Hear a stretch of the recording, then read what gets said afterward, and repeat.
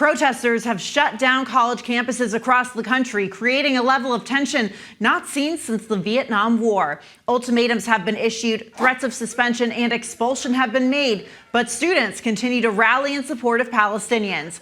And now police across the country have started cracking down, arresting over 1,000 protesters. At Columbia University, where the protest started, the NYPD stormed Hamilton Hall using flashbangs and riot gear, arresting dozens who barricaded themselves inside.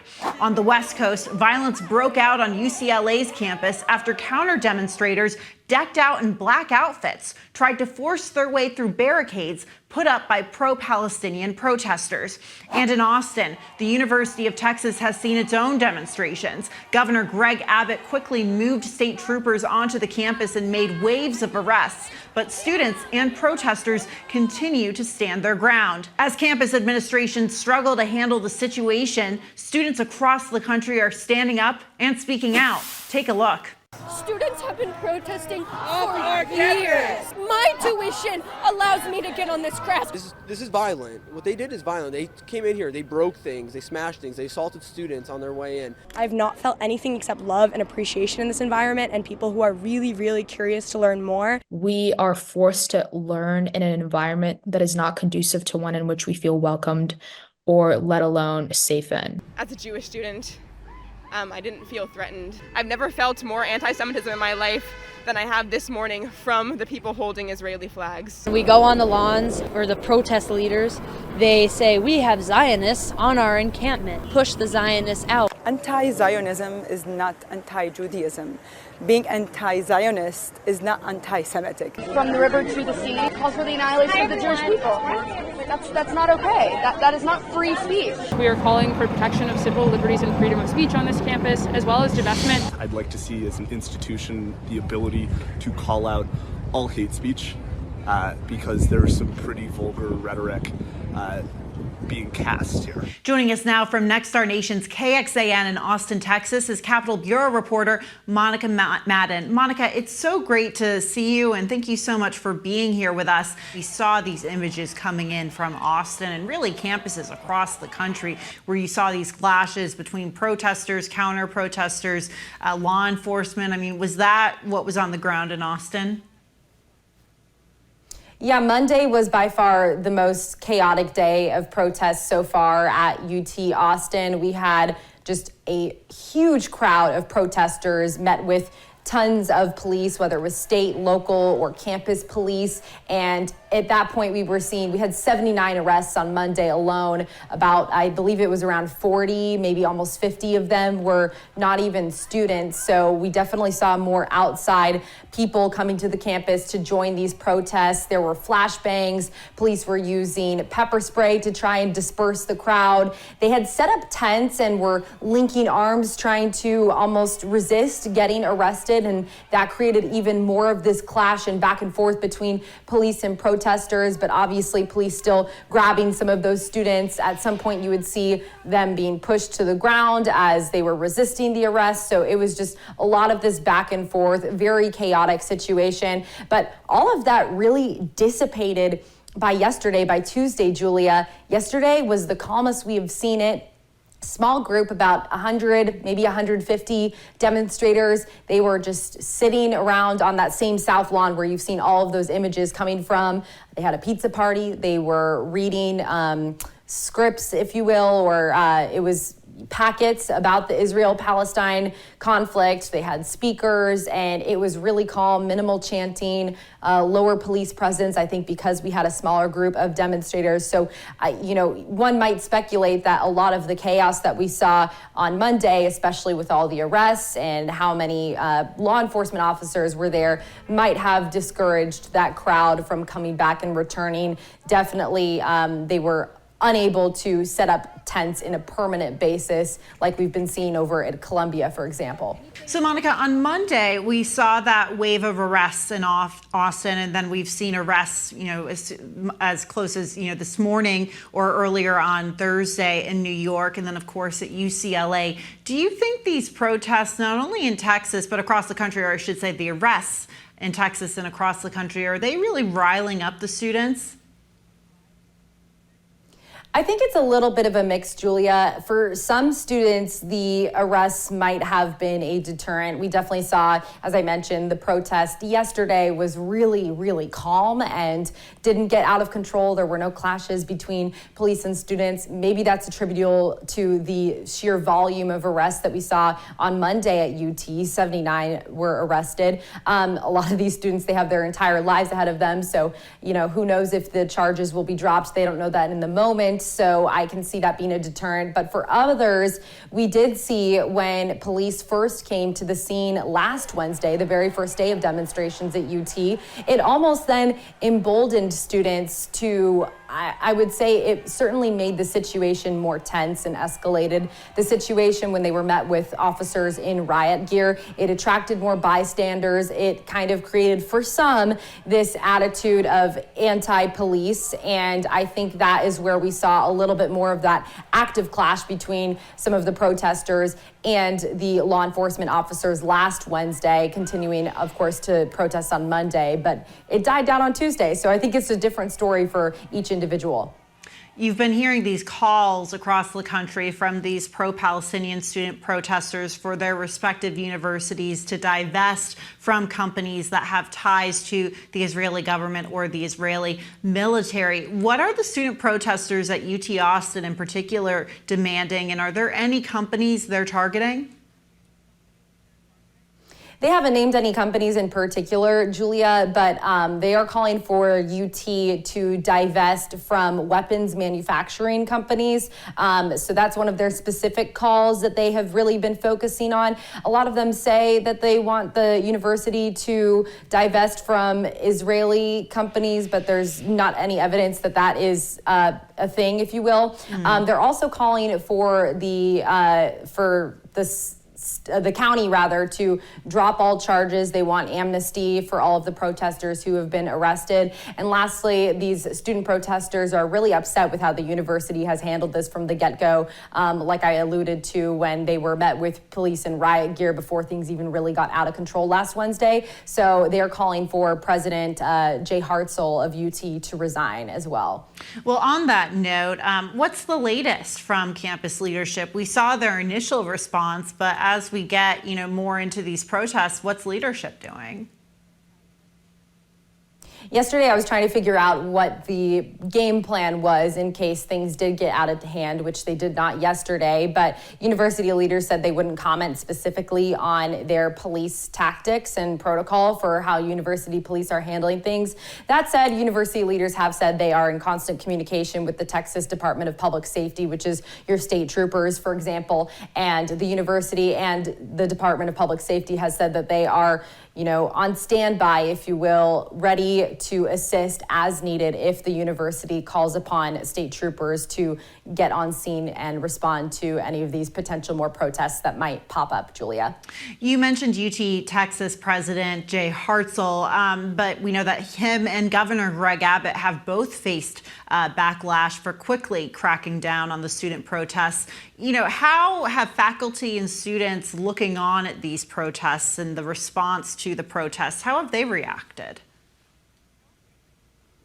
Again, it depends on who you speak to. I have, each day that I've been there, have made the point to make sure that I'm talking both to the pro-Palestinian protesters, but also the counter-protesters who are in support of Israel, a lot of them being Jewish. And the Jewish students have been really grateful for the university's response and how they've handled it. They think that because the university was proactive and not reactive with law enforcement on campus, that it actually made students safer and prevented it from becoming one of these out-of-control situations like we're seeing at UCLA and Columbia, for example. So the Jewish students at UT, some of them, not all of them, are happy with how the university and how Governor Abbott has handled this and vocally supported Israel.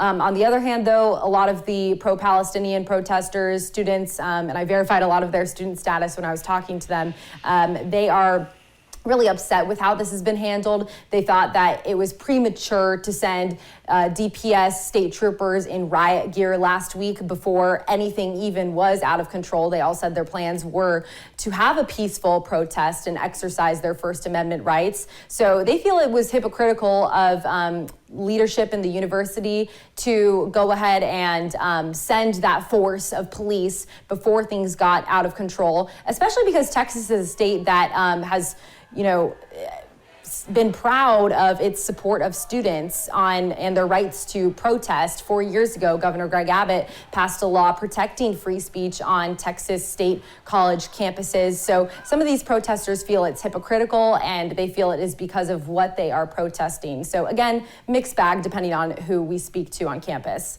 So how wide have these protests spread on Texas campuses? And are you surprised at really how reaching these student protests have become in the U.S. and, ultimately across the world?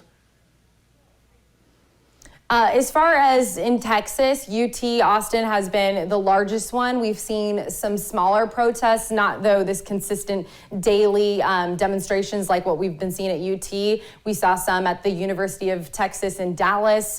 We saw some at Texas State, A&M. So smaller scale protests did not have the same level of police response as well. And to the second part of your question, I can't say I am surprised. I mean, historically speaking, universities have been the bedrock for these type of protests, especially when it comes to war, like we saw in the 70s, for example, when the Vietnam War was going on. So I think it's a long-standing tradition for students. They're encouraged on these college campuses to, think freely and think about these global events that are going on and express their opinions on it publicly if they feel so. And of course, always encouraged to do so in a lawful way. So I do think it's pretty par for the course that we're seeing these demonstrations, but I think to the scale of where they're going in terms of at least looking at the images from Columbia, seeing them shattering the building and everything like that, breaking in, taking control, that part does surprise me that it has gotten out of control to that extent. Yeah, a lot of comparisons being drawn between, today and those Vietnam War protests. Monica Madden, thank you so much for your insight from Texas with our partners at KXAN. We appreciate it. Thanks for having me, Julia.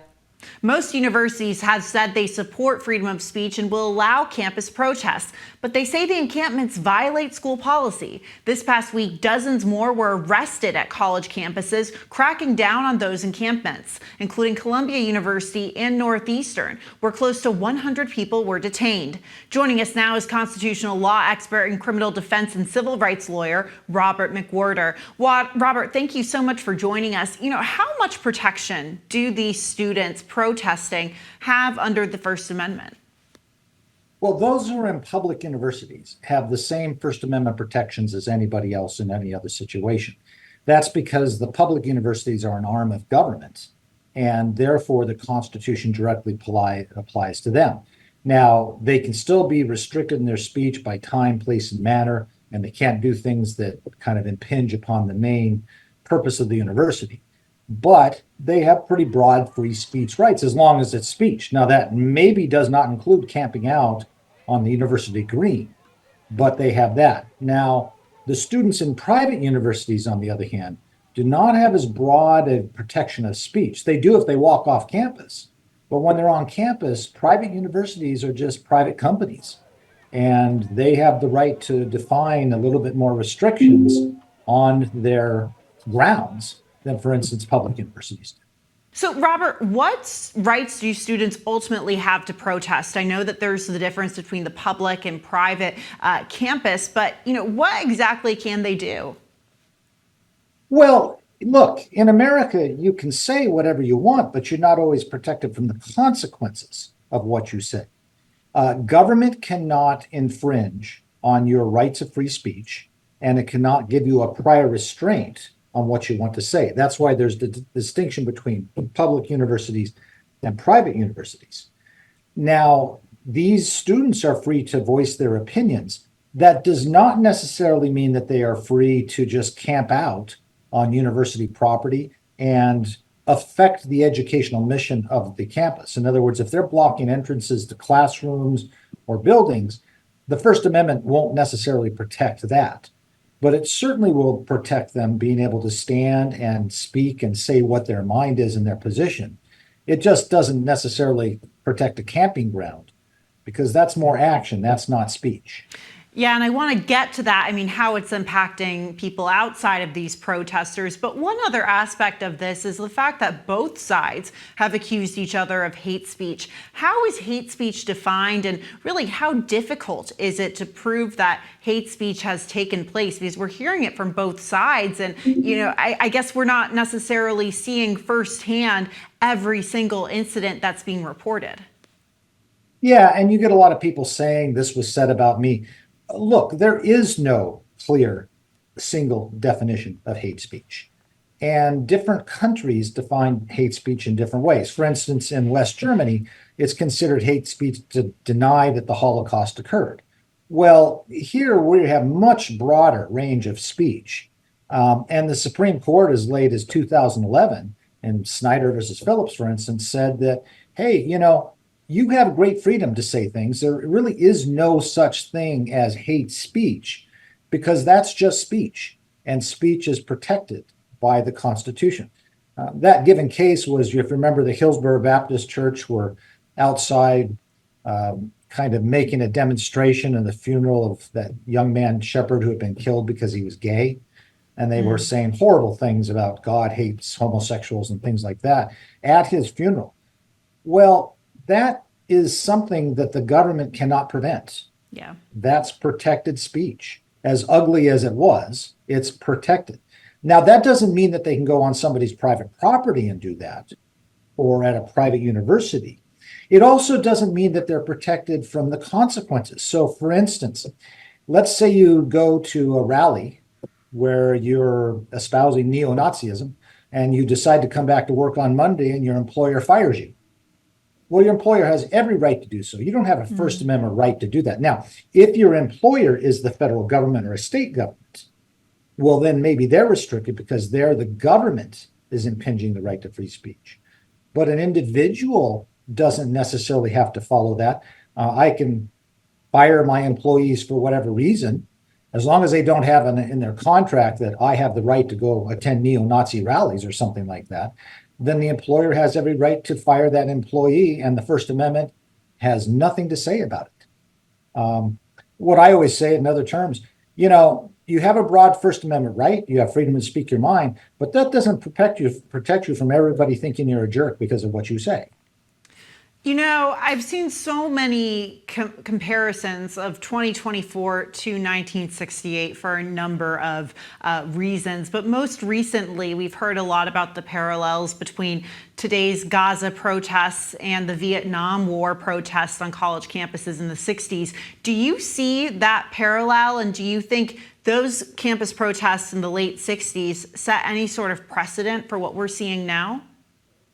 Oh, sure. I think the folks today are taking a playbook. I would have some question, or a page from the playbook.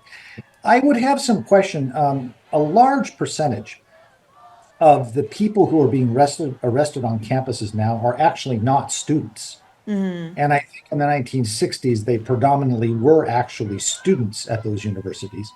And in a sense, they had a little bit more pertinent issue because a lot of those students were looking at being drafted and sent to Vietnam, which of course is not the situation here. Look, I think it's important to recognize that these students or these people have a valid message. They want to get their message heard, but they don't have the right to then close down a campus and stop the educational mission of even a state university. So certainly there are parallels to this, and I'm sure they've taken a page out of the playbook, but there are some distinct differences as well. I would imagine that, there's obviously these accusations that are happening from both sides, and I would imagine that there will be future litigation on this. Do you foresee future legal battles involving these universities, these students, these protesters, maybe even law enforcement outside of the university? Do you foresee any of these legal battles playing out long term? Oh, certainly there can be. So for instance, let's say somebody is saying a bunch of anti-Semitic things, and that causes somebody to get beaten up for being Jewish. Well, that person has a lawsuit against the person that beat them up, and maybe against the university that allowed that to occur without any controls. Conversely, if somebody says something anti-Palestinian and the person gets hurt or something along that line, there is a potential lawsuit right there.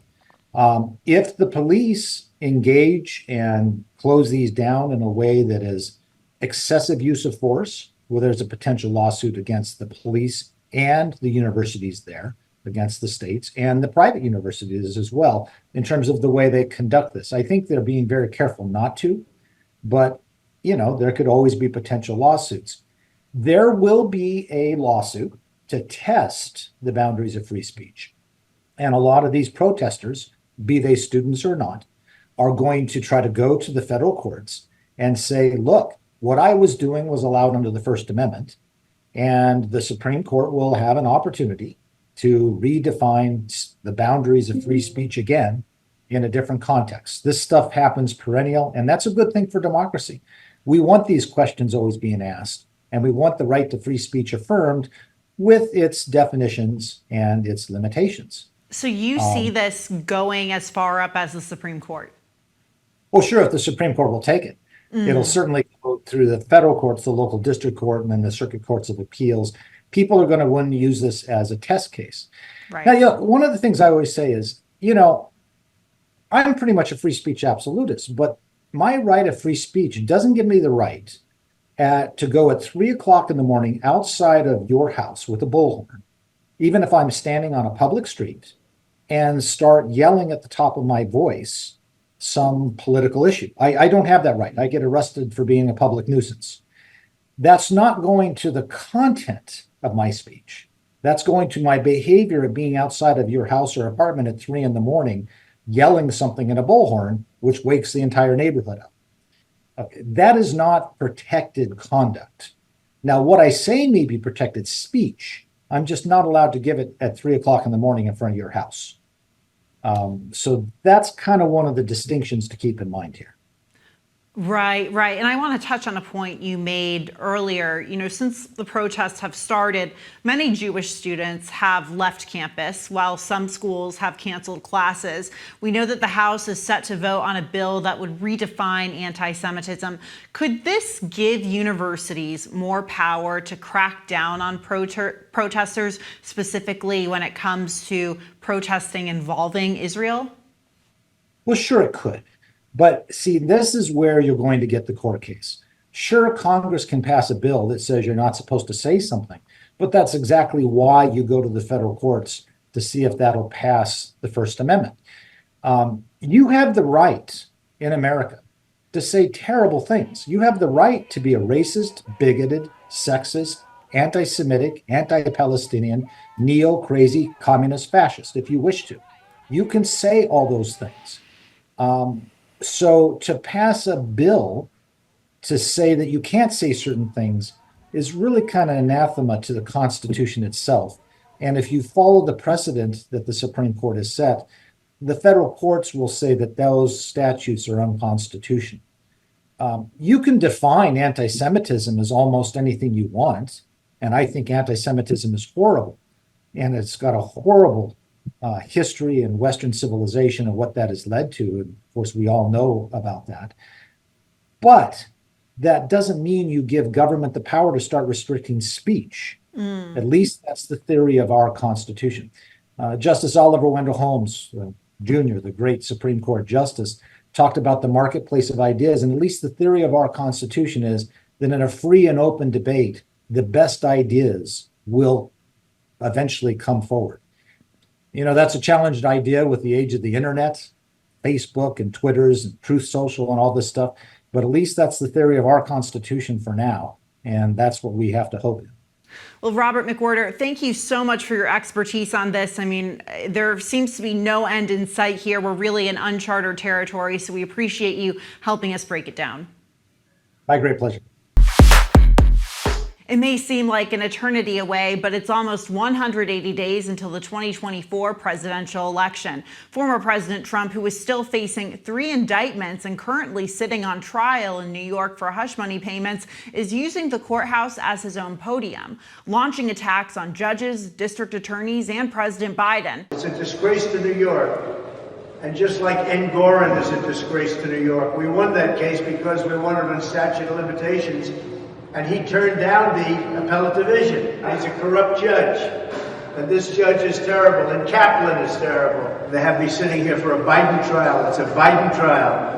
And Biden is facing his own battle, not in a courtroom, but in the polls. The president seems to be struggling to connect with voters as a multitude of nationwide issues erupt over the administration's handling of the Israel-Hamas war, border security, and continued funding for Ukraine. How will both candidates tackle these hot-button issues and convince voters they deserve another run in the Oval Office?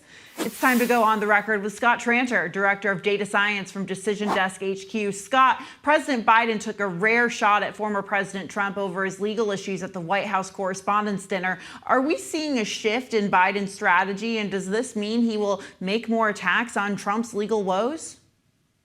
I certainly think we're going to see that. I mean, we saw this shift kind of begin, 8 weeks ago at the State of the Union, where he used that speech to really kind of rile up his side and kick off his campaign.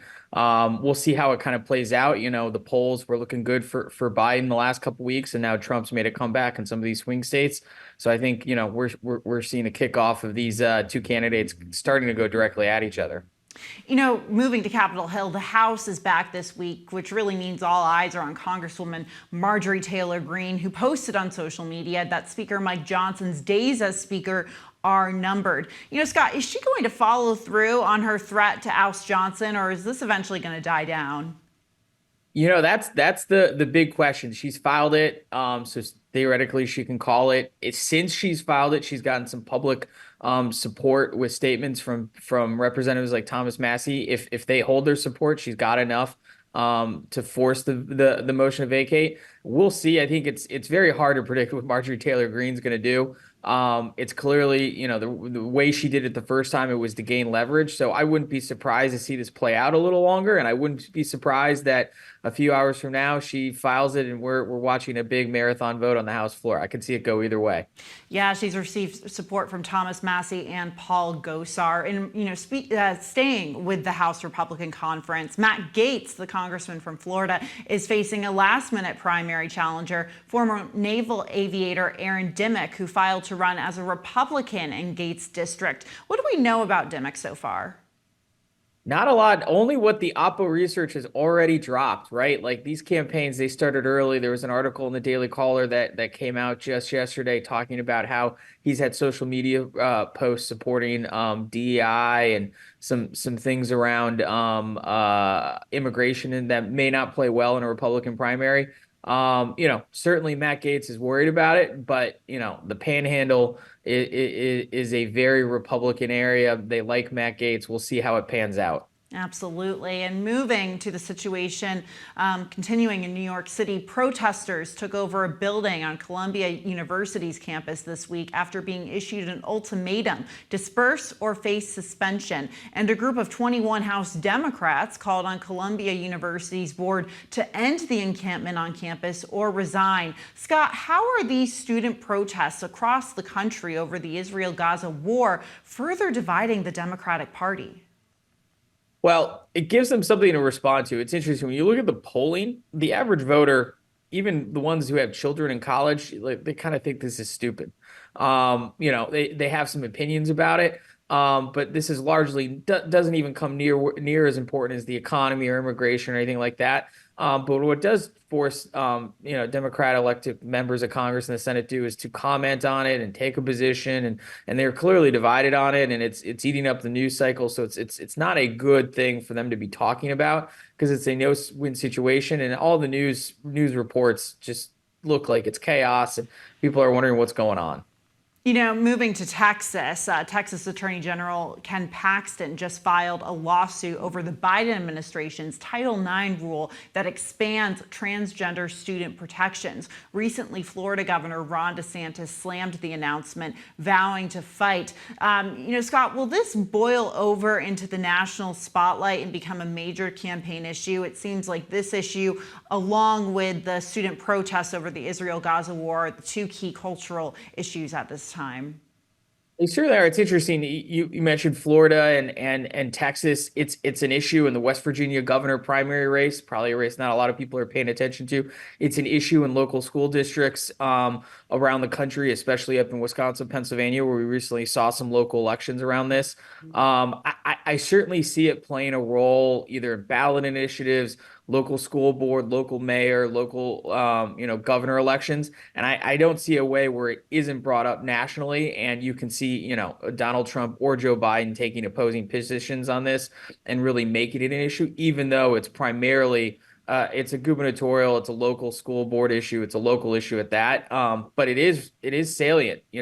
This goes back to Governor Youngkin's win in Virginia, where he made that an issue in Northern Virginia, and it really propelled him forward. So I don't see it going away anytime soon, and I could see it becoming a bigger, at least talking point on the trail. Moving to the campaign trail, recent polling out of Minnesota, which holds the longest blue streak, shows President Biden's lead is actually decreasing. What's behind the latest numbers, and could Trump make some headway in the state?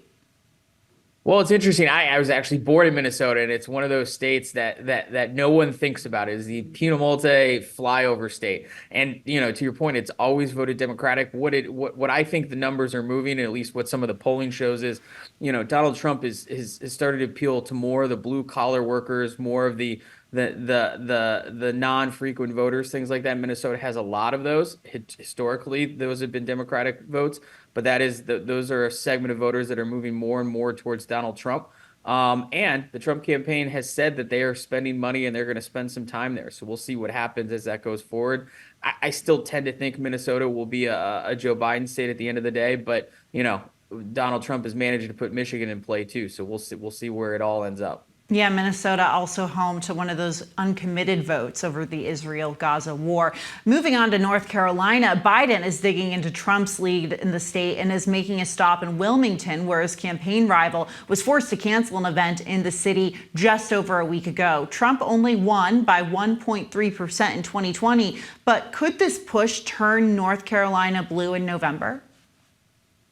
That's another state. We were just talking about Minnesota. That's where Donald Trump's going to try to make a move. This is where, the Biden campaign has said they're going to spend money with people on the ground and visits and things like that. Again, I tend to think North Carolina is, very likely to go Republican. But Joe Biden's got a lot of money, and he's going to try and make a push there to kind of open the map up. I could see it being a huge battleground state this fall. That's for sure. So Decision Desk recently analyzed new polling data from the 2024 U.S. Senate elections. Democrats currently hold the majority. But do you think they're sitting safe this election? Scott, the conventional wisdom I've heard is Democrats have maybe a leg up in the battle for the House, but Republicans feel pretty good about the Senate. Yeah, that conventional wisdom holds. And if we were to just dive into it, 3 states I'd highlight for you: Ohio, Montana, and Nevada.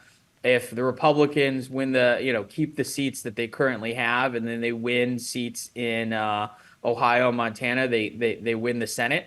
And the Democrats have very good candidates in both Ohio and Montana. So let's say they manage to keep one of those two. Some people might say that, okay, they're sitting pretty at that point, but Nevada is becoming a battleground state as well. We see the polling there with incumbent Senator Jackie Rosen looking neck and neck. The Republicans just have too many paths to retake the Senate for them to not at least be the prohibitive favorites.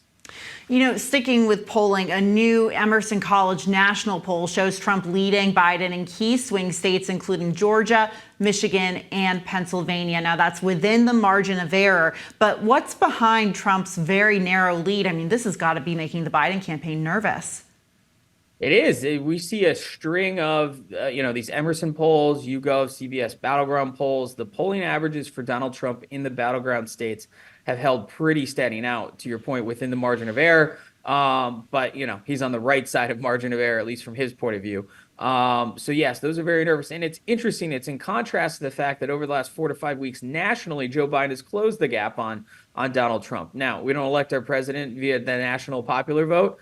So it is a little bit of 2 contradicting data points. But if you're Donald Trump, you don't mind, Donald Trump always wants to be ahead. He always wants to win. But if you had to choose which ones you wanted to be ahead in, it's these battleground polls. And it has been trending his way. So the same Emerson College national poll also showed Arizona Senate candidate Ruben Gallego leading his Republican rival Carrie Lake. They were neck and neck in Arizona. Do you think abortion and immigration could ultimately tip the scales in that race? Yes. Short answer is certainly the abortion issue. You can see this play out in the state legislature. I believe last week in the state Arizona State House, they voted a ban in. It's got to go to the Senate, and then the governor's going to sign it. You can see Republicans, switching sides on that vote, things like that. Obviously, it's one of those issues that no one had thought it was going to be a big state issue a few months ago, but that Arizona State Supreme Court did.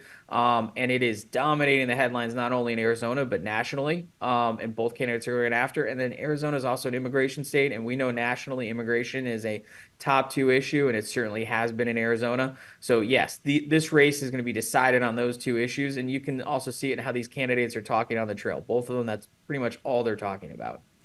Lots of new polling out today. Scott Tranter, thanks as always for helping us break it down. Thanks for having me. And that's it for What's America Thinking. Come back next week. Be sure to like, share, and subscribe to the Hills YouTube channel. And we want to hear from you. Leave your comments and let us know what's on your mind.